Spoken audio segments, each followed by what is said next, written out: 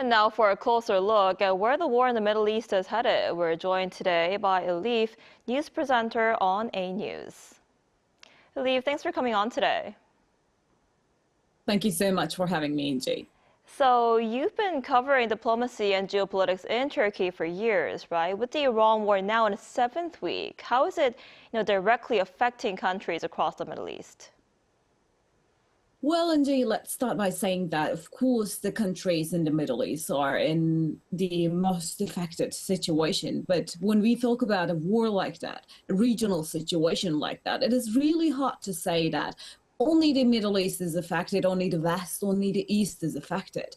We're talking about the reflection upon all world, because we are talking about Strait of Hormuz, we're talking about the regional stability, we are talking about the world markets and global situations that is unfolding. When we look at it in the broader perspective, we know that this kind of situations, these kind of regional conflicts that are unfolding is everyone's problem. So when we continue talking about this in a diplomatic level, of course, that technically we are talking about something between Iran and the United States, but is also, as your news packages goes, something about Lebanon and Israel and Yemen and Qatar and all the Gulf countries that has been affected about this situation so far. Through the Strait of Hormuz, it has affected all of the world, from the trade situation, from the finances, from the fact that oil prices went skyrocketing in the last 47 days. So the question is here is that, can it continue for another 47 days? It can. Can the world afford it at the moment, especially after going through so many stuff at the same time? It is the question that we are trying to unfold as it comes. Right, absolutely. And the standoff surrounding that Strait of Hormuz is intensifying, and the U.S. military claimed that it has begun to enforce a blockade of Iranian ports. What do you make of these latest developments?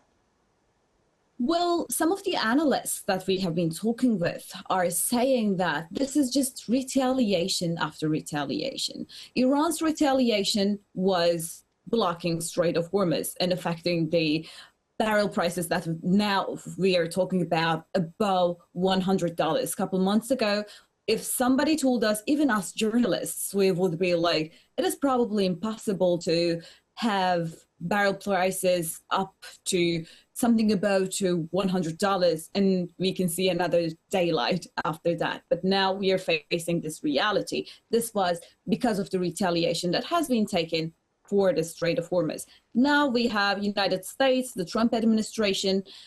We know that in the diplomatic situations, Trump administration hasn't been what the other US administrations have been. So we knew that they were going to take some different initiatives, but it is a little bit more impulsive than the previous administration. So we never know that what kind of retaliations that they're going to take.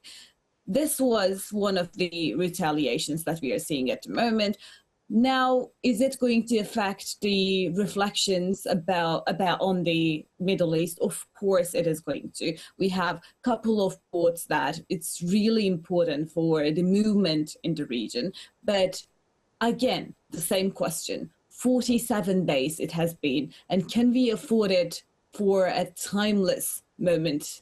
Can we afford it in another 47 days, if not more? With the ports being blocked and still talking about ceasefire, this is a little bit interesting. This is something that we all just really watching closely, because as you know, like in the last weekend, we were thinking that some ceasefire negotiations, some end of the war remarks are going to come up. Of course, it didn't end up as the people in the world were hoping, because we couldn't find a middle ground. They couldn't find a middle ground in between.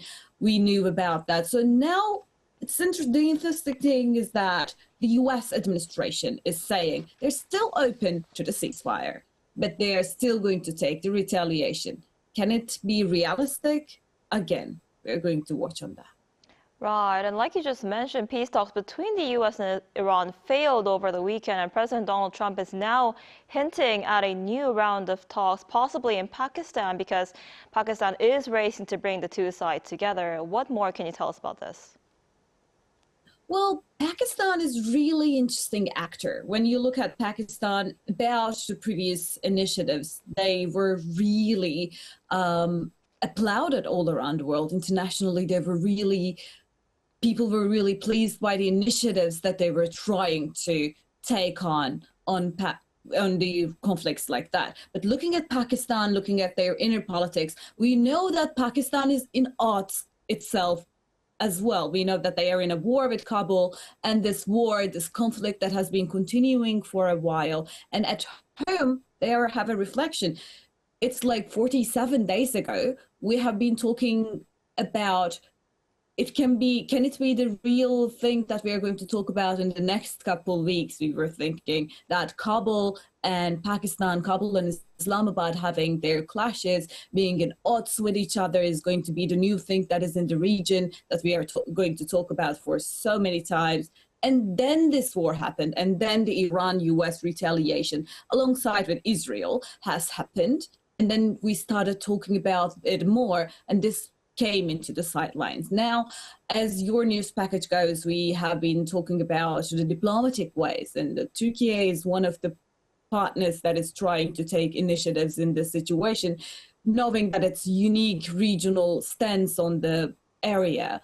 And also the Antalya Diplomacy Forum is going to take on in the later this month, and it is going to be an open table for the people of Turkey and people of other countries to be able to communicate about how they can unfold this situation rather than in field, just do it on the table. Is it going to be possible? Of course, it is going to be more concrete after we hear the talks, but it is, again, something the whole world is going to watch closely. Right, and Leif, before I let you go, Israeli and Lebanese ambassadors to the United States met in Washington, and this was the two countries' first direct talks since 1993. How could the talks possibly impact the course of this war going forward? Well, as far as diplomacy goes, let's take a look at it in two different directions. First, the fact that they have met after so many years, tens of years, in 1993. They have met since they haven't been met before since 1993. So when we talk about in that perspective, even the sole fact that they came together is an important thing for the optics. It is an important thing to see on the screens in this millennium that these two parts are meeting together. So this is the positive side. But when we talk about the realistic situation that can reflect on the field, when we talk about something concrete is going to happen or not, the option is a little bit more narrow than it seems. Why is that? Because let's take a look that Donald Trump was saying that this meeting is going to be open, direct, and high level, and first such bilateral engagement since 1993. This is all true. But also, we are talking about two different sides that want two different things. On one end, we have Lebanon, and they're asking for ceasefire, and they want the situation to be finished entirely. And on the other hand, we have Israel, whose aggression has been continuing all around the Middle East. Some analysts are even calling the Iran war Israel's war rather than United States war, because the odds with Tehran and Tel Aviv has been really high when we consider all of these. So when we consider what they have with Lebanon, it is also something that they want the Hezbollah to just disarm. So is it something that they're looking for a ceasefire, or is it just something that they're trying to make sure that they have more land, they have more take on the Middle East? It leans to the second one. And under these circumstances, is Lebanon going to accept this and agree what Israel wants without even having a ceasefire? It seems unlikely. So this is the negative parts of the situations. But of course, regardless of what is going to happen, in the world of diplomacy, optics are really important. And the fact that these two parties have gathered together is itself says a lot about what is going to happen in the world's diplomacy. But surely there's so much to cover and so little time to talk about. So this is what is being going on in overall situation.